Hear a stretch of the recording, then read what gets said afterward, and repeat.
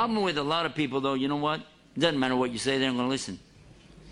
If you show them something, no, it's not that. See, well, it says that. It says red right there, red, R-E-D. Yeah, but you have to read it in the spirit to understand. It means blue. Well, over here it says up, U-P, up. Yes, but brother, you have to have faith. It means down. Okay, whatever. Many miracles come with prophets. This is how Allah gives them the clear identification, so you know you got to follow them.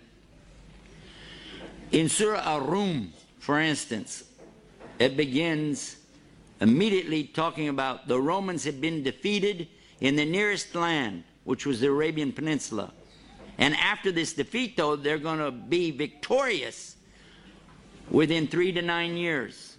It's a word in Arabic that means 3 to 9 years.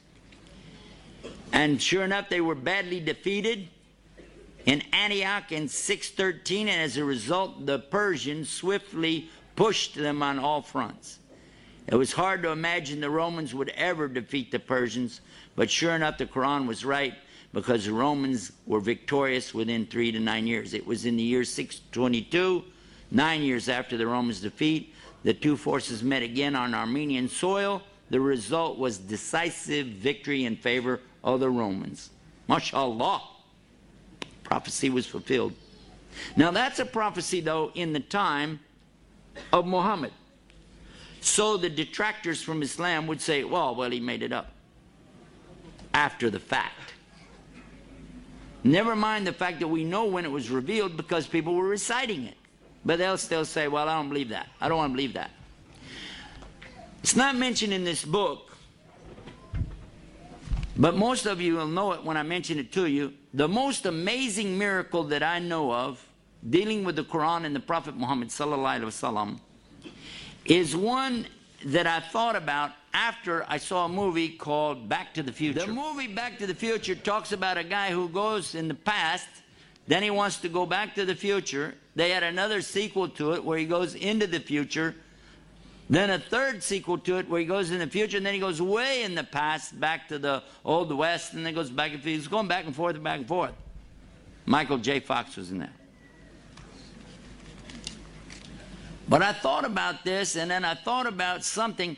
Nobody could really predict things that happened in the ancient past that people are arguing about. They don't even know what it is for sure. But somebody to predict something in the past and then make a connection with that to something in the future. Do you think somebody could do that? That would be really tough. I want you to take a subject that happened, let's say, 3,000 years ago, okay? And I want you to take that subject and then predict something about it 1,500 years from now, and let's see how well you can do. Well, the good news is you won't be here, so nobody could blame you. But the Quran is still here, and we just found out something in the 1970s. An amazing thing. For a long time, centuries, not just the Christians, but even some of the Jews, people have been arguing about Moses, alayhi salam. Did he really even exist, or was he just somebody that they made the story up about? Big-time scholars of the Bible have actually said that this is just a nice story. There really wasn't anybody named Moses. There wasn't anybody named Pharaoh. There really was no incident of the Jews being taken into captivity or the punishment that they went through and then being saved and taken away from that. It's just something that somebody made up. And they even say it was made up probably during the Babylonian exile, which did happen. This is on record. And when they came back from it, they just put all that together to kind of, encourage the troops and stuff like that. This is actually in books that I've read about the scholars of the Old Testament. So the Prophet ﷺ only repeats what he hears. The angel Jibril is a representative of Allah and tells him to recite. He recites, And what he hears, he recites, and the people recite the same thing. And we've been doing that mouth to ear and ear to mouth ever since. In the Quran, there's a statement, a strange statement, that was actually discovered by a non-Muslim in the early 70s. He was one of the world's top surgeons and lecturers, scientists from France, Dr. Maurice Bucaille. He was asked to go to Cairo, Egypt, to examine the corpse of a mummy. They wanted to do some forensic work on it to get some information and discover whatever they could from this mummy. He was amazed because he said, we can prove that this person died of drowning. He was asphyxiated, meaning that his lungs filled with water, and he died from this.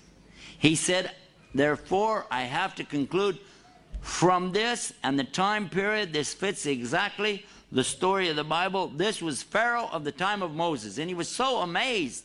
He was shocked. But do you know what happened? The people in Cairo, happened to be Muslims, of course, they said, it's no big deal. We already know that. He said, yes, but we've discovered him. And they said, well, we know that too. He said, no, I mean, this is his body. And it's here. And they said, well, we know because it's in the Quran. He said, the what? So he gets introduced to a subject called the Arabic language. He began to study it until he could understand the Arabic well enough to actually translate for himself every single word. Because he wanted to know, what is this book? Because it says in it that Allah is going to punish Pharaoh in a very specific way. That he is going to drown him, but he's going to preserve his body as a sign. And sure enough, he's a sign for all to see today, because that body has been put on tour and taken all around the world to show this Pharaoh. If you haven't seen it, I have. I saw it when it was on exhibition in Chicago. Happened to be up there, went to the museum and saw it. They've toured this body around the world and said, most likely, this could be Moses. Not Moses himself, but the Pharaoh of Moses' time. There he is. Amazing. Huh?